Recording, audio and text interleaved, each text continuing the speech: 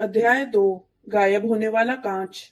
जब डसली पति पत्नी को उनका भांजा बाहर सीढ़ियों पर मिला था, उस घटना को लगभग 10 साल हो चुके थे। पर प्राइवेट ड्राइव में शायद ही कुछ बदला था। सूरज अब भी सामने वाले साफ सुथरे बगीचे की तरफ से ही निकलता था और डसली परिवार के दरवाजे पर लगी पीतल की नेम प्लेट पर लिखे 4 नंबर को चमकाता था। इसके बाद यह उनके ड्राइंग रूम में घुसता था, जो लगभग वैसा ही था जैसा उस रात को था जब मिस्टर डसली ने उल्लुओं के बारे में अनोखी खबर सुनी थी। केवल मेंटल पीस पर रखे फोटो ही सचमुच बता रहे थे कि कितना वक्त गुजर चुका था। 10 साल पहले वहां पर बड़ी गेंद जैसे एक मोटे गुलाबी बच्चे के बहुत सारे फोटो थे, जिसने रंग बिरंगी टोपियां पहन रखी थी। परंतु डडली डसली अब छोटा बच्चा नहीं था। अब फोटो बता रहे थे कि सुनहरे बालों वाला एक मोटा तगड़ा लड़का अपनी पहली साइकिल पर सवार है, मेले में झूला झूल रहा है, अपने पिता के साथ कंप्यूटर गेम खेल रहा है। उसकी माँ उसे गले लगा रही है और चूम रही है।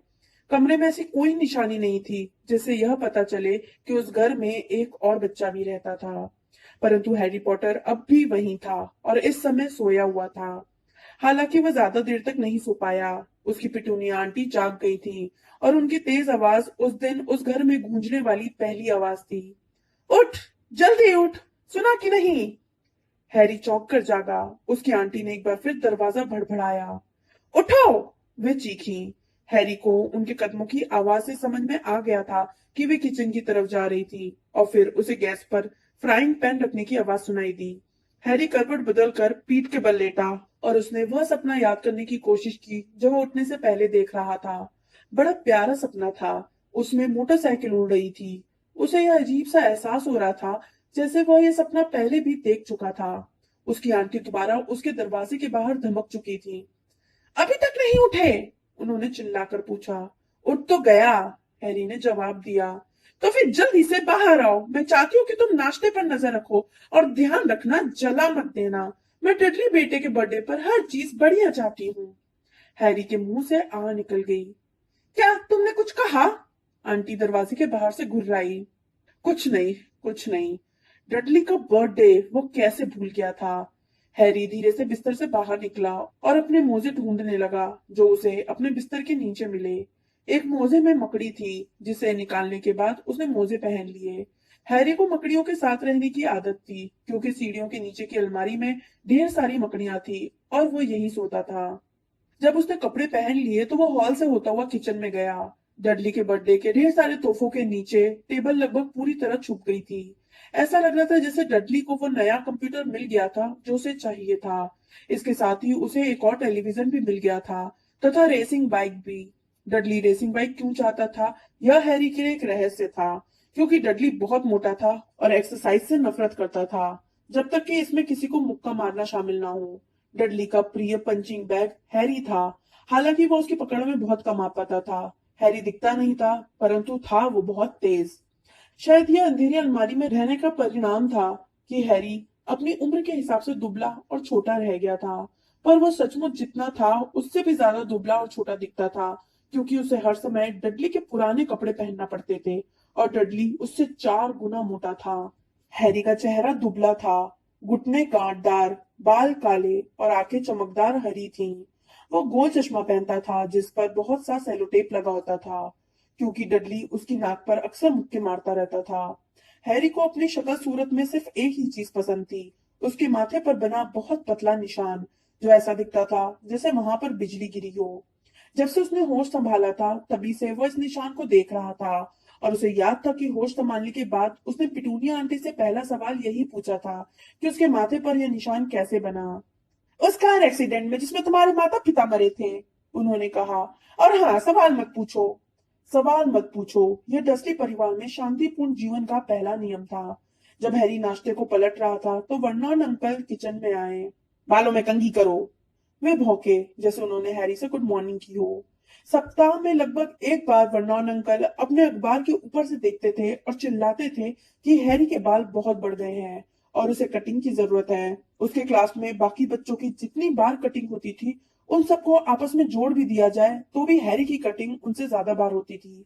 हालांकि इससे कोई फर्क नहीं पड़ता था क्योंकि उसके बाल बहुत तेजी से बढ़ते थे। जब डडली अपनी माँ के साथ किचन में आया तो हैरी अंडे तल रहा था। डडली काफी कुछ वर्नॉन अंकल जैसा ही दिखता था। बड़ा गुलाबी चेहरा, छोटी गर्दन, छोटी पानीदार नीली आंखें और मोटे सुनहरे बाल जो उसके मोटे सिर पर जमे हुए थे। पिटूनिया आंटी अक्सर कहती थी कि डडली किसी नन्हे देवदूत की तरह दिखता है। हैरी अक्सर कहता था कि डडली किसी सुअर की तरह दिखता है जिसने विग पहन रखी हो। हैरी ने अंडे और नाश्ते की प्लेटें टेबल पर रख दी, जो आसान काम नहीं था क्योंकि वहां पर जगह बहुत कम थी। इस बीच डडली अपने तोहफे गिन रहा था। उसका चेहरा उतर गया। 36। उसने अपने मम्मी डैडी की तरफ देखते हुए कहा। ये तो पिछले साल से 2 कम है। राजा बेटे, तुम्हें मार्ज आंटी के तोहफों को तो गिना ही नहीं। देखो, वो मम्मी डैडी के बड़े तोहफे के नीचे छुपा है। ठीक है, तो 37 हुए, डडली ने कहा और उसका चेहरा लाल हो गया था। हैरी को लगा कि डडली का नाटक अब शुरू होने ही वाला है और इसलिए वो नाश्ते को अपने मुंह में जितनी तेजी से भर सकता था भरने लगा, क्योंकि डडली टेबल भी पलट सकता था। जाहिर था पिटूनिया आंटी को भी खतरा दिख गया था, क्योंकि वह जल्दी से बोली, और हम आज जब बाजार जाएंगे तो तुम्हारे लिए 2 और तोहफे ले आएंगे। ये कैसा रहेगा बेटू? 2 और तोहफे? अब तो ठीक है। डडली ने एक पल सोचा। यह मुश्किल काम था। अंत में वो धीमे से बोला, तो मेरे पास 37 और 2 39 मेरे लाडले। पिटूनिया आंटी बोली। ओ।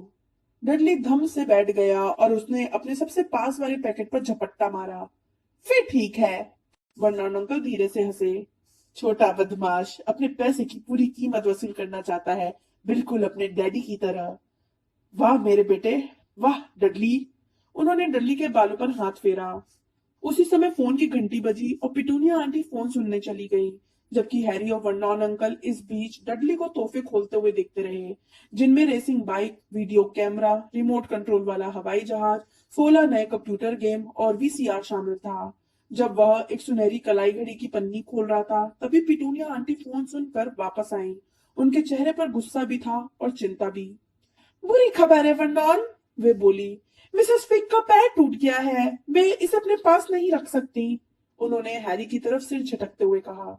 दहशत के मारे डडली का मुंह खुला रह गया, परंतु हैरी का दिल तो बल्लियों उछलने लगा।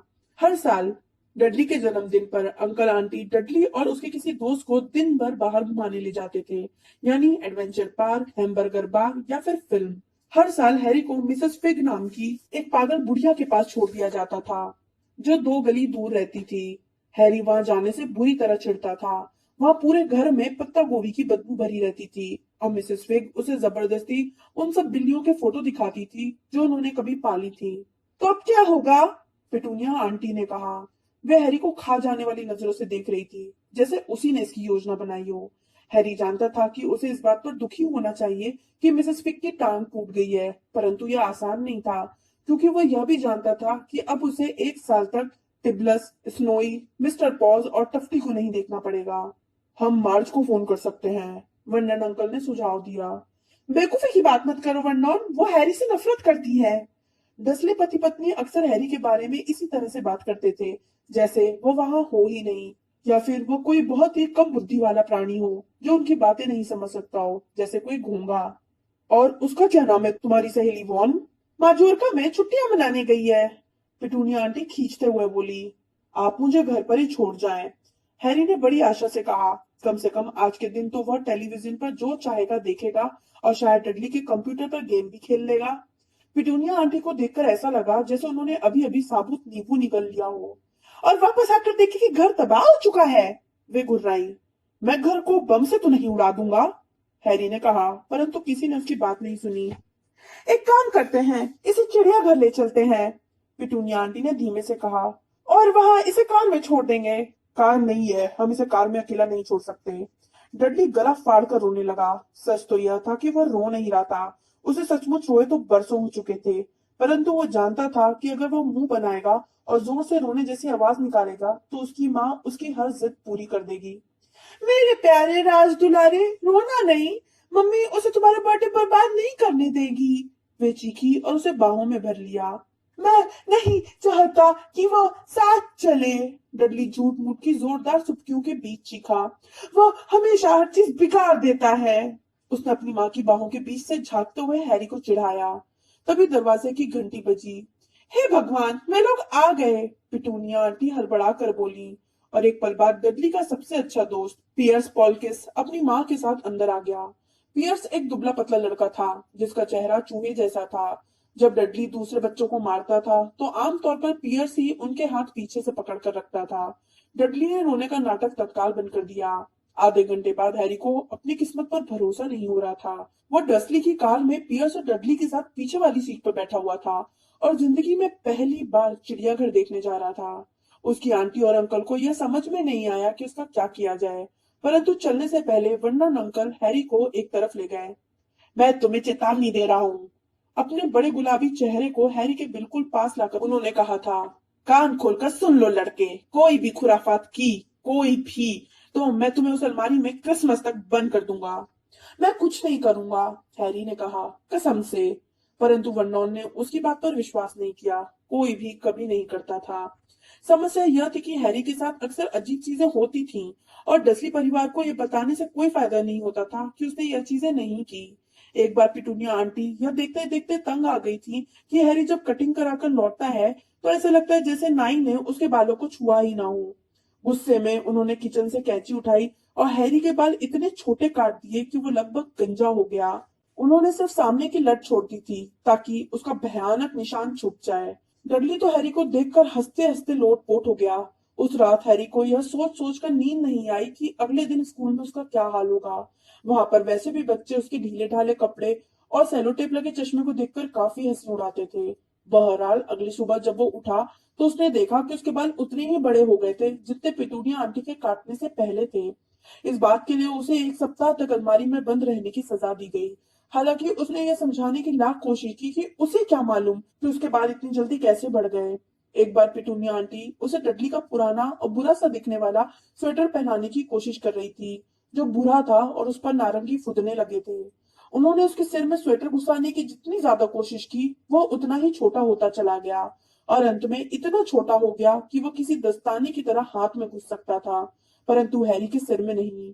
पिटूनिया ने सोचा स्वेटर धुलाई में सिकुड़ गया होगा और हैरी को बड़ी राहत मिली कि उसे सजा नहीं मिली। परंतु एक बार वो बहुत परेशानी में पड़ गया जब वो स्कूल के किचन की छत पर पहुंच गया था। डडली का गैंग हर रात की तरह उस दिन भी उसका पीछा कर रहा था और बाकी लोगों के साथ साथ खुद हैरी भी यह देखकर हैरान रह गया था कि वो चिमनी पर बैठा हुआ था। हैरी के प्रिंसिपल ने बहुत गुस्से में डसली परिवार को पत्र में लिखा कि हैरी स्कूल की इमारतों पर चढ़ रहा था, पर उसने तो सिर्फ यह कोशिश की थी और उसने अपनी अलमारी में बंद दरवाजे के पीछे से वर्नन अंकल को चिल्ला कर यह बात बताई थी कि वो किचन के बाहर खड़े बड़े कूड़ेदान के पीछे छलांग लगा दे। हैरी सोच रहा था कि शायद तेज हवा के झोंके ने उसकी छलांग के बीच से उसे ऊपर उठा दिया होगा, परंतु आज कोई भी गड़बड़ नहीं होगी। डडली और पियर्स के साथ दिन गुजारना भी बहुत बड़ी बात थी, जब वह जगह स्कूल, उसकी अलमारी या पत्ता गोभी की बदबू से भरा मिसेस फिग का ड्राइंग रूम ना हो। गाड़ी चलाते समय वर्नोन अंकल पिटूनिया आंटी के सामने सबको कोस रहे थे। कोसना उनका प्रिय शौक था। ऑफिस के लोग हैरी, म्यूनिसिपैलिटी हैरी, बैंक और हैरी उनके कुछ प्रिय विषय थे। आज सुबह यह विषय था मोटरसाइकिल। जब एक मोटरसाइकिल उनकी गाड़ी के आगे निकल गई तो वे बोले, जवान आवारा लोग पागलों की तरह अंधाधुंध गाड़ी भगाते हैं। मैंने सपने में एक मोटरसाइकिल देखी थी। हैरी को अचानक याद आ गया और उसने कह दिया। वो उड़ रही थी। वर्नोन अंकल ने आगे वाली कार में लगभग टक्कर मार दी। वे अपनी सीट में पीछे मुड़े और हैरी को देखकर चिल्लाए और इस समय उनका चेहरा मूंछ वाले किसी बड़े चुकंदर की तरह दिख रहा था। मोटरसाइकिलें उड़ नहीं सकती। डडली और पियर्स ही करने लगे। मैं जानता हूँ मोटरसाइकिलें उड़ नहीं सकती हैं, हैरी ने कहा। यह तो बस एक सपना था। परंतु वो सोच रहा था काश उसने ये नहीं कहा होता। अगर डसली परिवार सवाल पूछने से भी ज्यादा किसी बात से चिढ़ता था तो ऐसा तब होता था जब हैरी बोलता था कि कोई चीज उस तरह से हो रही है जिस तरह से उसे नहीं होना चाहिए, चाहे वो सपने में या कार्टून में ही क्यों ना हो। उन्हें लगता था इससे उसके दिमाग में खतरनाक विचार आ जाएंगे। आज बहुत सुहावना दिन होने की वजह से चिड़ियाघर में बहुत से परिवारों की भीड़ थी। डसली ने गेट के बाहर डडली और पियर्स को बड़ी चॉकलेट आइसक्रीम दिलवाई और फिर वे हैरी को जल्दी से वहां से हटा पाते इससे पहले ही वैन में मुस्कुराती हुई महिला ने चूंकि हैरी से पूछ लिया था कि उसे क्या चाहिए, इसलिए उन्हें मन मार कर उसे एक सस्ती सी लेमन आइसक्रीम दिलवानी पड़ी, जिसे चूसते हुए हैरी ने सोचा यह भी बुरी नहीं थी। तभी उसने देखा कि एक गोरिल्ला अपना सिर खुजा रहा था और डडली से काफी मिलता जुलता दिख रहा था, सिवाय इसके कि गोरिल्ला के बाल सुनहरे नहीं थे। बहुत लंबे समय बाद हैरी की सुबह इतनी अच्छी गुजरी थी। वह इस बात का ध्यान रख रहा था कि डसली परिवार से थोड़ी दूर चले, ताकि डडली और पियर्स, जो लंच टाइम तक जानवरों को देख देख कर बोर होने लगे थे, कहीं उसे मारने का अपना प्रिय खेल शुरू ना कर दें। उन्होंने चिड़ियाघर के रेस्टोरेंट में लंच किया और इसके बाद डडली एक बार फिर हंगामा खड़ा करने लगा, क्योंकि उसकी फ्रूट आइसक्रीम खत्म हो गई थी।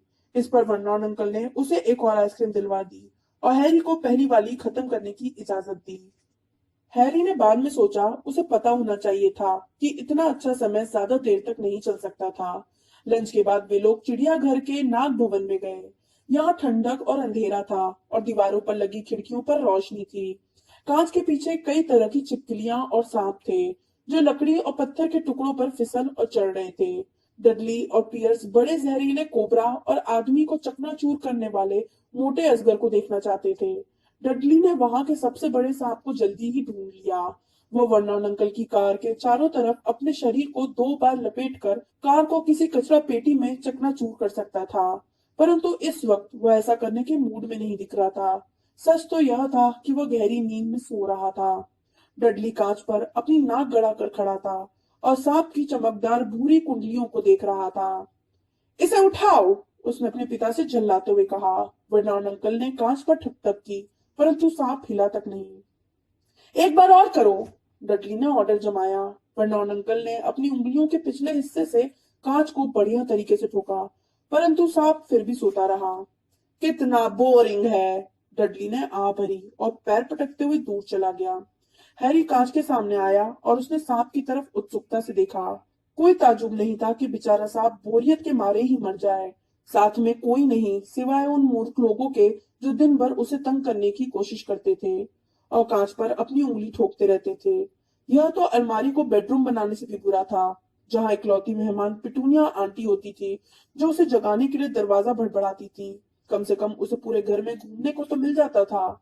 सांप ने अचानक अपनी छोटी चमकदार आंखें खोली। सांप ने धीरे, बहुत धीरे अपना सिर उठाया, जब तक कि उसकी आंखें हैरी की आंखों की ऊंचाई तक नहीं आ गई। उसने आंख मारी। हैरी घूरने लगा।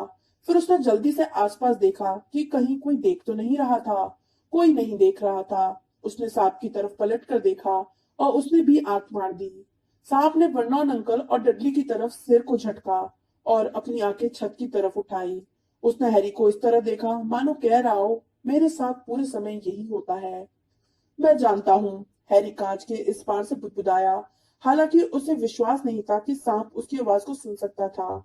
इससे सचमुच बहुत चिढ़ छूटती होगी। सांप ने तेजी से अपना सिर हिलाया। वैसे तुम कहाँ से आए हो, हैरी ने पूछा। सांप ने अपनी पूंछ कांच के पास लगे एक छोटे साइन बोर्ड पर मारी। हैरी ने इसे पढ़ा। बोआ कंस्ट्रक्टर, ब्राजील। क्या वहां पर अच्छा लगता था? सांप ने एक बार फिर उसी साइन बोर्ड पर अपनी पूंछ मारी और हैरी ने पढ़ा, यह सांप चिड़ियाघर में ही पैदा हुआ था। अच्छा, मैं समझ गया, तुम कभी ब्राजील में रहे ही नहीं। जैसे ही सांप ने अपना सिर हिलाया, हैरी के पीछे से कान फोड़ू आवाज आई, जिसे सुनकर वे दोनों उछल पड़े। डडली, मिस्टर डसली, आइए और इस सांप को देखिए। आपको विश्वास नहीं होगा कि ये क्या कर रहा है।